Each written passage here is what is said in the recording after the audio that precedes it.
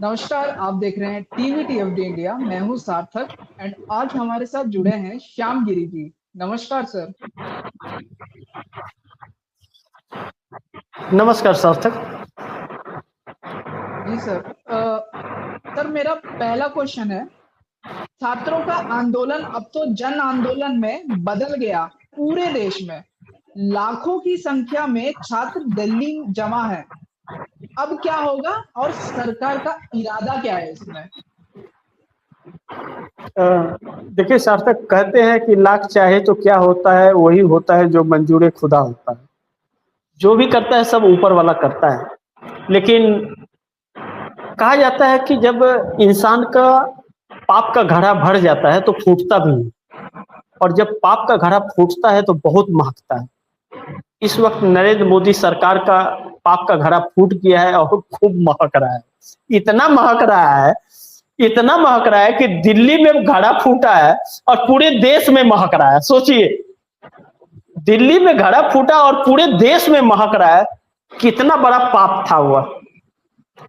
हकीकत यह है सार्थक कि यह छात्रों का आंदोलन, यह छात्र हैं कौन? यह छात्र हमारे देश के भविष्य है, जो इस देश को आगे लेकर के इन्हें जाना है।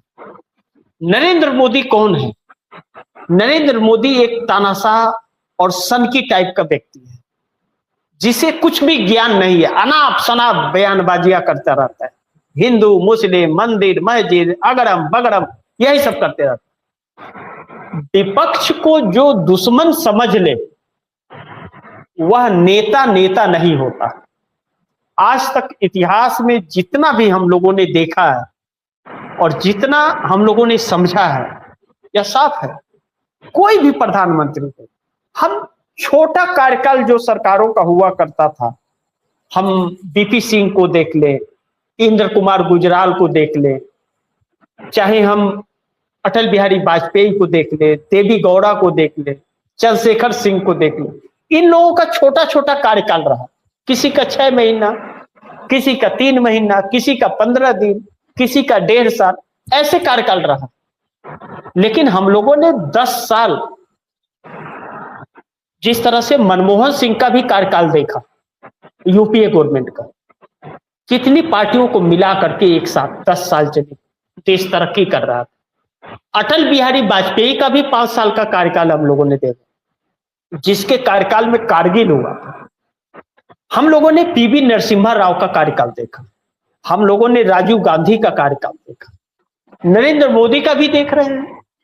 कायराना इतनी है इनके सरकार के अंदर, कायरता इतनी है कि किसी मंत्री की हैसियत भी नहीं है और प्रधानमंत्री के पास कोई समझ नहीं है।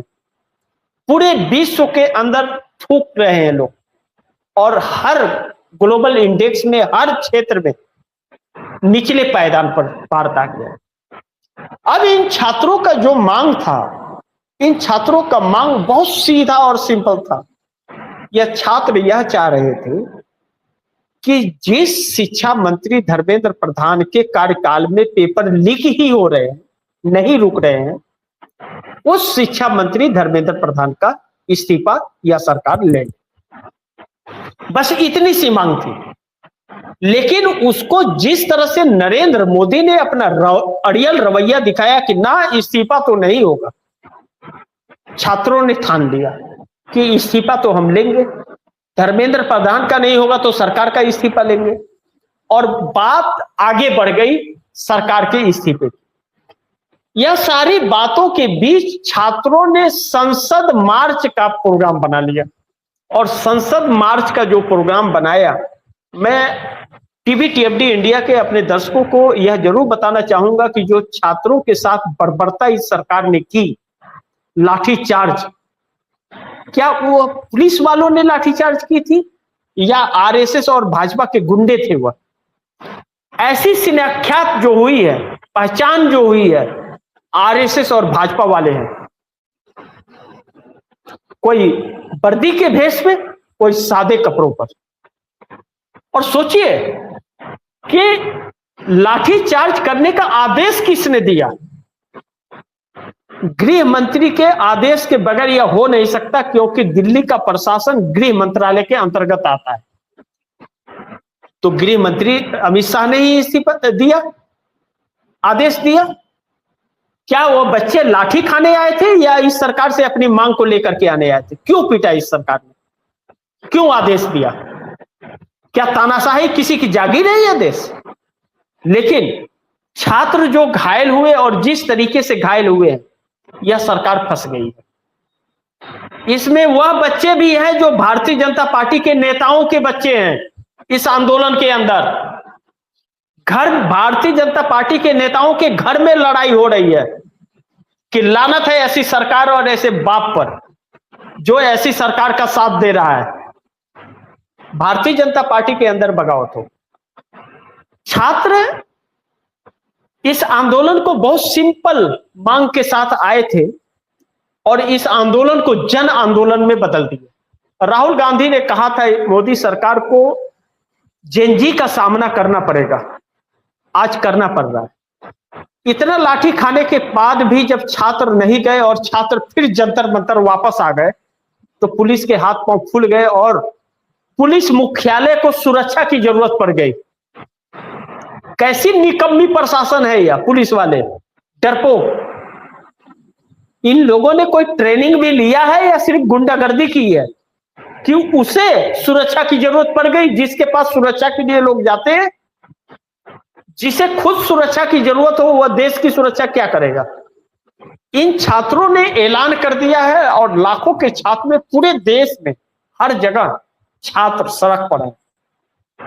नागपुर जहां आरएसएस का हेडक्वार्टर है, वहां पर जो समस्याएं हैं इस सरकार के लिए वह बहुत ही भयावह है।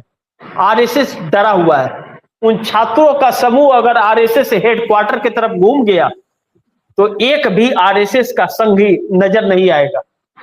नरेंद्र मोदी ने भाजपा को ही खत्म नहीं किया है, नरेंद्र मोदी ने आरएसएस के अस्तित्व को भी खत्म करने का काम किया है। और यह छात्र अब अपनी मांग पर अड़िग है क्योंकि इनका भविष्य खराब हो रहा है। इन छात्रों के भविष्य को लेकर के जो चिंतित राहुल गांधी थे, आखिरकार उन्हें भी मैदान में उतरना पड़ा। इन छात्रों से मिलने गए थे हॉस्पिटल में और मिल करके उनके रूह कांप गए और अचानक सड़क पर आकर के उतर गए। और अब सरकार सामना नहीं कर पा रही है, डर के भाग रही है सरकार। कब तक भागेगी देखते हैं, वह भी वक्त आ जाएगा। लेकिन 24 से 48 घंटे में इस देश की तस्वीर बदलने वाली है सार्थक, इस बात से इनकार नहीं कर सकते। जी सार्थक।